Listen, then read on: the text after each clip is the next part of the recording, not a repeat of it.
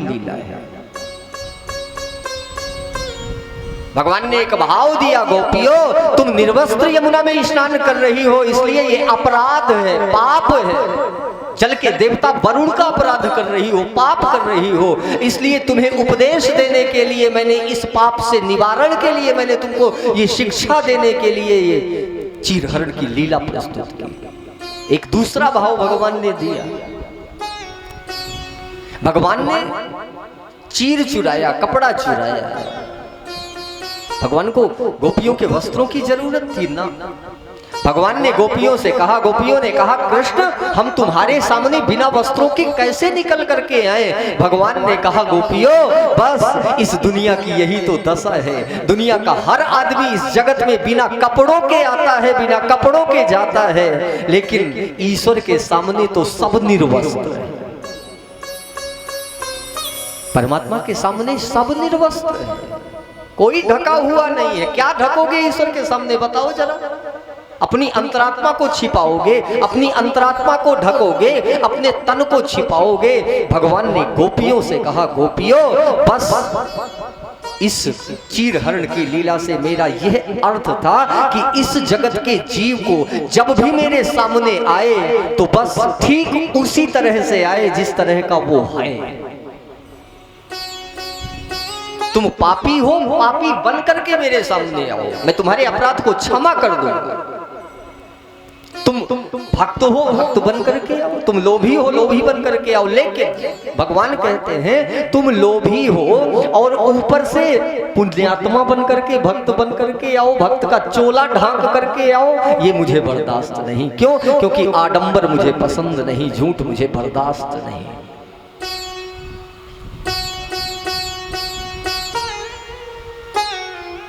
गोकुल में लीलाएं बहुत हैं भला, लेकिन हरि अनंत हरि कथा अनंता, अंत नहीं है परमात्मा की लीलाओं।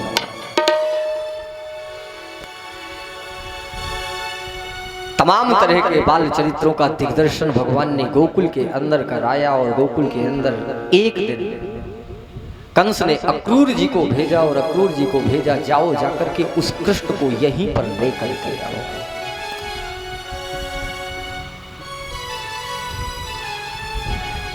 अक्रूर जाने ही वाले हैं। इधर भगवान ने गोपियों के साथ में एक लीला,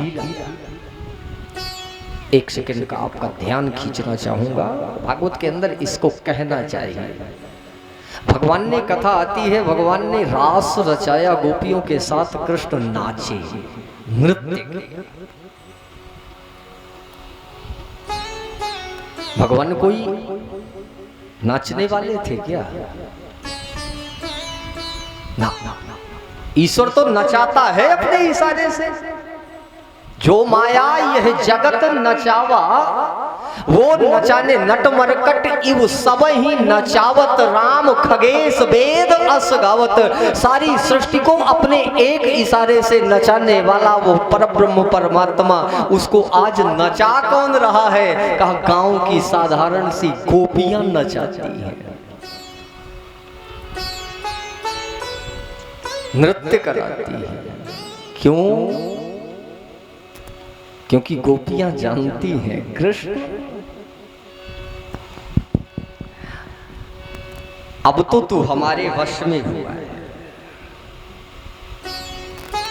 याद रखना, जीवन में भगवान परमात्मा अगर प्रसन्न हो गया, अगर भगवान को वश में कर लिया, तो तुम्हारी भक्ति से प्रसन्न होकर के परमात्मा तुम्हारे आंगन पर तुम जैसा चाहोगे वैसा नाचेगा, जैसा चाहोगे। गोपियां थोड़े से माखन मिश्री का प्रलोभन देती हैं, नाचो नाचो। एक गोपी तो छड़ी लेकर के बैठ गई और छड़ी लेकर के कृष्ण से कहती है नाच रहा है? नहीं, ये छड़ी देख रहा है।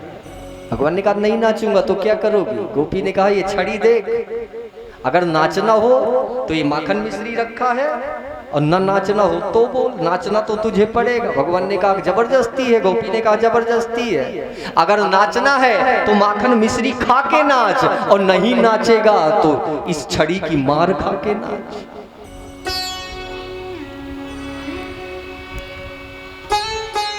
ये गोपियों का भाव है, कृष्ण के प्रति समर्पण है, कृष्ण के प्रति प्रेम क्या है, गोपियों का कैसा प्रेम है। इस जगत का प्रेम नहीं है ना, इस सांसारिक प्रेम नहीं है, एक क्षण में जो बदलता है, एक क्षण में जिसका परिवर्तन होता है, जो आज है और स्वार्थ निकल गया तो कल वही प्रेम विदा हो गया ना। ये स्वार्थिक प्रेम है, ये तो प्रेम का व्यापार है। ईश्वर के साथ प्रेम का व्यापार नहीं होता ना, ईश्वर के साथ तो केवल प्रेम ही होता है। जब होता है राम ही केवल प्रेम पिया, दूसरा कुछ नहीं। There are no certificate, it is only love, दूसरा कुछ नहीं, केवल प्रेम।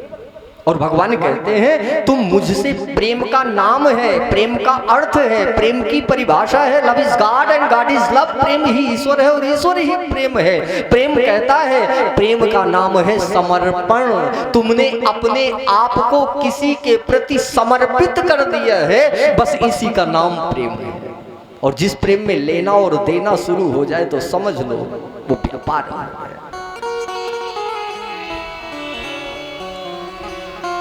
गोपियों ने समर्पण कर दिया है अपने तन का, अपने मन का, अपनी आत्मा का, अपने भाव का। लेकिन उसी रास के अंदर से एक गोपी के मन में एक भाव आ गया। हाँ, भाव आ गया। किस बात का? उस गोपी ने सोचा इस कृष्ण को हम नचा सकती हैं, नचा रही हैं, जब तक चाहेंगी तब तक नचाएंगी। और गोपी के अंदर केवल एक छोटा सा अहम भाव आया, अहंकार पैदा हुआ। भगवान जान गए, अरे गोपियों, तुम्हारे इशारे से नाचने वाला ये कृष्ण, अगर तुमको इस बात का अहंकार है कि तुम्हारा कृष्ण तुम्हारे अहंकार से नृत्य कर रहा है तो ये गलत है। और भगवान ने दूसरी लीला दिखानी शुरू की। किया क्या? कहा उसी रास के अंदर से भगवान अंतर्ध्यान चले गए। गोपियों को ऐसा लगा जैसे कोई तार किसी तार से जुड़ा हो और उस पर करंट प्रवाहित हो रहा हो, बिजली चल रही हो और तार को खींच दो तो एक झटका लगता है जैसे करंट हटा। ठीक वही स्थिति गोपियों की हुई। जैसे ही भगवान अंतर्ध्यान हुए, गोपियों को एक झटका लगा जैसे किसी से किसी का तार हटा। और गोपियों ने रोना शुरू किया। एक गोपी ने कहा अब क्या होगा, दूसरी गोपी ने कहा क्यों परेशान होगा। तीसरी आई, झुंड में गोपियां बैठी हुई थी और सारी गोपियां आपस में योजना बना रही थी। वो चला गया, एक गोपी दौड़ती दौड़ती आई, चला गया तो क्या हुआ, उसको बुलाने की सामर्थ्य है हम में, हम बुलाएंगे उसे, लेकर के आए। क्या किया गोपियों ने? गोपियों ने गीत गाया, गोपी गीत। और गोपियों ने गीत गाना शुरू किया और गोपियों ने बस एक भाव दिया, कृष्ण जा, जाना है, चला गया है, हम तुझे बुलाएंगे। कैसे आएंगे भगवान पता है? परमात्मा आएगा, अगर जीवन से चला गया है तो जरूर आएगा। कैसे? कहा बस एक भाव मन में अपना लेना, परमात्मा दौड़ा दौड़ा चला आएगा, भागा भागा चला आएगा। जीवन की तृप्ति करनी हो, जीवन को आनंदमय बनाना हो, जीवन में कृष्ण को बैठालना हो तो गोपियां हाथ जोड़ करके कहती हैं कृष्ण तो कथा मृतम। गोपी गीत का एक भाव देती है, कृष्ण तव कथा मृतम तप्त जीवनम, हमारे जीवन की इस ताप को हटाने वाली तो कथा मृतम, तुम्हारी कथा रूपी अमृत का बूंद बूंद करके जो झरना प्रवाहित हो रहा है, बस इसी झरने से हमारा ये जीवन जितना ताप है सब शीतल हो जाएगा। बोलो सच्चिदानंद भगवान की। अक्रूर जी आए और जैसे ही रथ पर बैठा करके चलने लगे, गोपियां आई, रोने लगी, कृष्ण जा रहे हो। भगवान ने कहा जाना पड़ेगा। क्यों? क्योंकि मेरी दूसरी लीला है। गोपियां रोती हैं, कृष्ण तारों को तोरे न छेड़ूंगी अब से,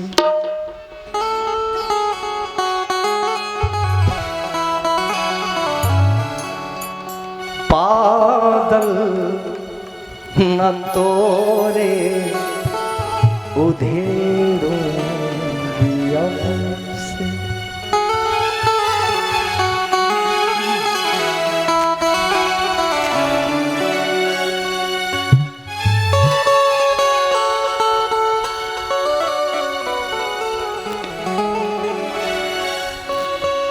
कृष्ण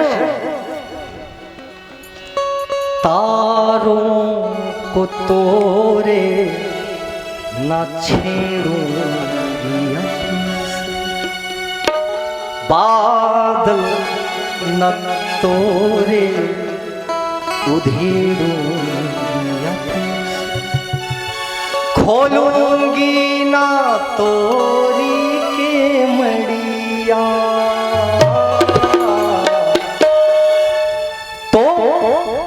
गोपियों ने हाथ जोड़ा, कन्हैया फेरो ना नजर से नजर, फेरो ना नजर से नजर से नजरिया, फेरो ना नजर से नजरिया, नजर से नजरिया, फेरो ना नजर से नजरिया।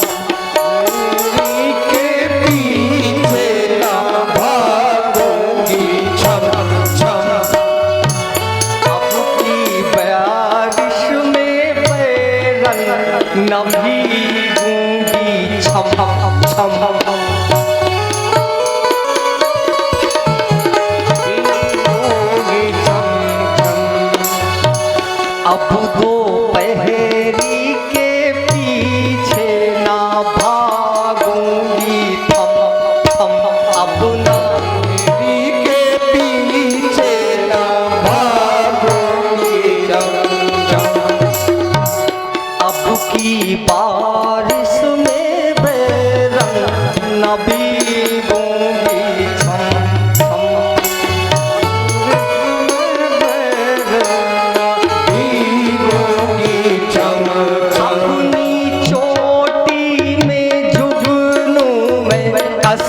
लूंगी चम चम चम चम, चोटी में जुगनू लूंगी चम चम, तोरिया दरिया तोरी के मड़िया, तोरी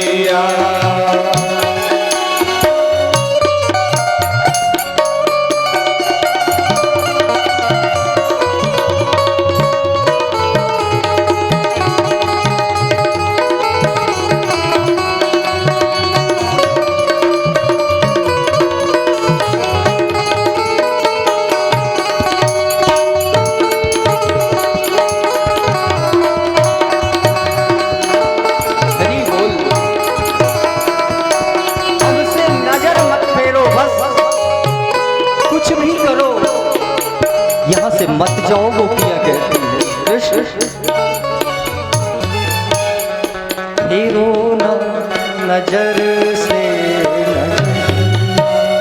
फेरो ना नजर से नजरिया, फेरो ना नजर से फेरो ना नजर से नजरिया, फेरो नहीं रे नजरिया, फेरो नहीं रे नजरिया रे, फेरो ना नजर से नजरिया, फेरो ना नजर से नजरिया, फेरो ना नजरिया, फेरो ना नजर नजरिया। गोपियों ने भाव दिया, भगवान ने कहा जाना पड़ेगा और भगवान पहुंच गए कहाँ? मथुरा की राज सड़क पर। अथ प्रजन राजपथेन माधवः स्त्रियं गृहीतांग विलेप भाजन। खूब जागा, 3 जगह से टेढ़ापन सही करने के बाद भगवान कंस की मल्लशाला पर जैसे ही पहुंचे, सब बैठे हैं और सबने अपनी अपनी नजर से देखा। मल्लानाम शनिर्नणाम नरवरः स्त्रीणाम ईश्वरो मूर्तिमान, गोपानाम स्वजनो सदाम क्षितिभिजाम शास्ता सुपित्रो शिशु, मृत्युर्भोज पतेर विराट विदुषाम तत्त्वम परम योगिनाम वृष्णीनाम परदेवतेति विदितो रंगम गतः साग्रजा। जिसके मन में जैसा भाव था उसने भगवान को वैसा ही देखा और भगवान ने एक छलांग लगा करके कंस को उस मल्लशाला पर पटका और तीनों लोगों का भार रख करके छाती पर बैठ कर कंस के प्राण पखेरु उड़ गए, मर गए। दोनों पत्नियां कथा आती है, अस्ति प्राप्तिश्च कंसस्यो महिष्यो भर्तर्षो भो। 2 पत्नियां, एक का नाम है अस्ति और एक का नाम है प्राप्ति, पहुंची किसके पास? पिता के पास। पिता का क्या नाम है? पिता का नाम है जरासंध। पति मर गए और पिता के सामने हाथ जोड़ा, पिताजी उस कृष्ण ने हमारे पति की हत्या कर दी। जरासंध ने कहा तो मैं क्या करूं? कहा जाकर के उससे बदला लो। और कथा आती है जरासंध ने 17 बार आक्रमण किया लेकिन भगवान लड़े नहीं। भगवान 17 बार भगवान ने मैदान ही छोड़ दिया, रण ही छोड़ दिया। 18वीं बार ये आया, किसको लेकर के? काल को लेकर के आया। और जैसे ही काल को लेकर के आया, भगवान ने मुचकुंद के द्वारा काल को भस्म करवा दिया और भगवान ने बसाई क्या? द्वारिका। भगवान ने कहा अब यहां रहूंगा ही नहीं। समुद्र से शर्त पर जमीन लेकर के भगवान ने द्वारिका का निर्माण किया। द्वारिका पर बैठे हैं भगवान, लेकिन द्वारिका बन तो गई, महल तैयार तो हो गया, भवन तैयार तो हो गया, लेकिन भवन में रहने वाला कोई नहीं है। अकेले आज भगवान का विवाह है। बस 5 मिनट आप लोग झांकियों का है ना, झांकी, हाँ, आप लोग झांकियों का दर्शन करें बस 5 मिनट के बाद, और विवाह के गीत श्रवण करें।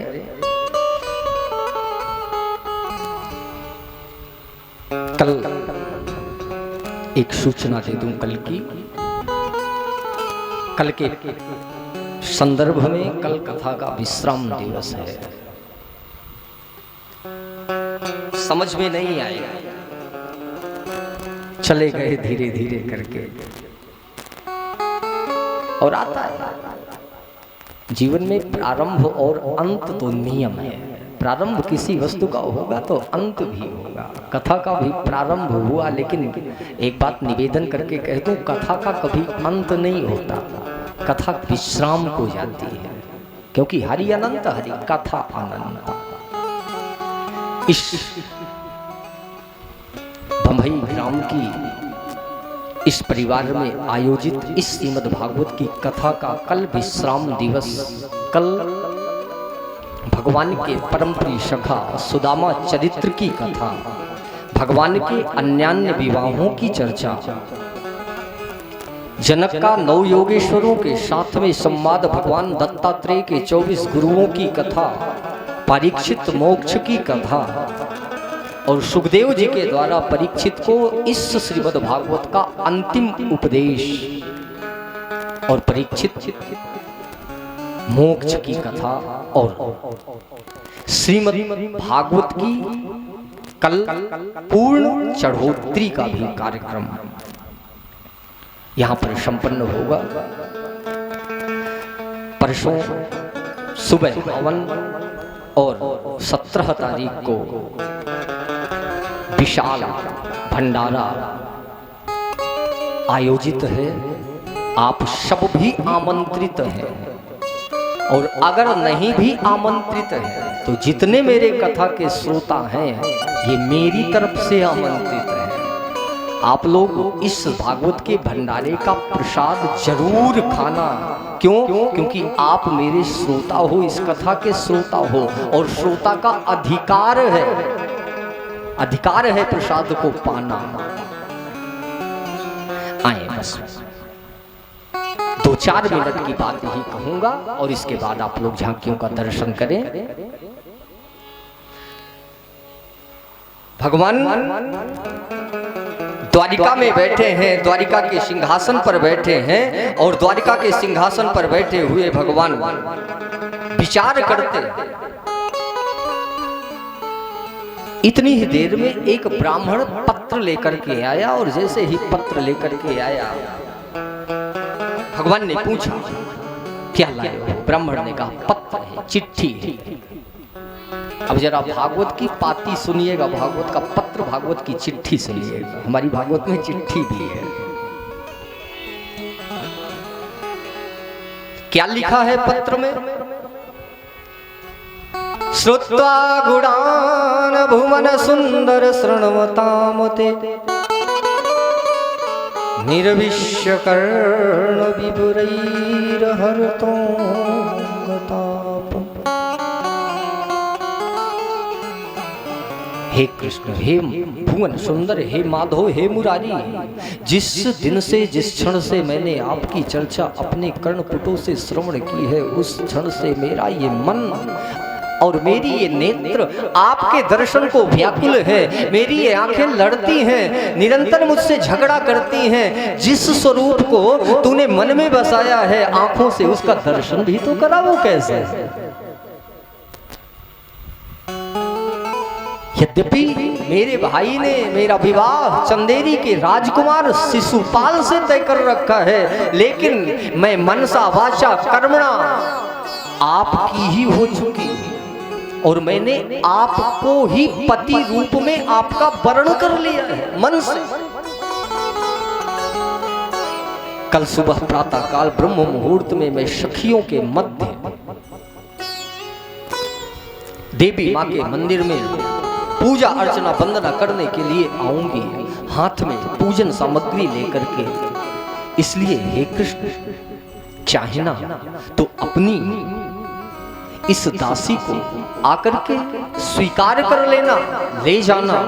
अगर आप आ गए तो मैं आपके साथ चलने को तैयार हूं, लेकिन अगर आप नहीं आए तो एक बात मैं बताती हूं आपको, यदि आप मुझे लेने के लिए नहीं आएंगे तो ये शरीर कुंदनपुर में होगा और प्राण द्वारिका चले आएंगे, आपकी चरण किंकरी रुख में। भगवान ने ब्राह्मण से निवेदन किया, हे ब्राह्मण देवता क्या करना चाहिए? ब्राह्मण देव ने कहा, प्रभु आपका ही नियम है, शरणागत जे कहूं तजहि। आपने ही लिखा है मेरी शरण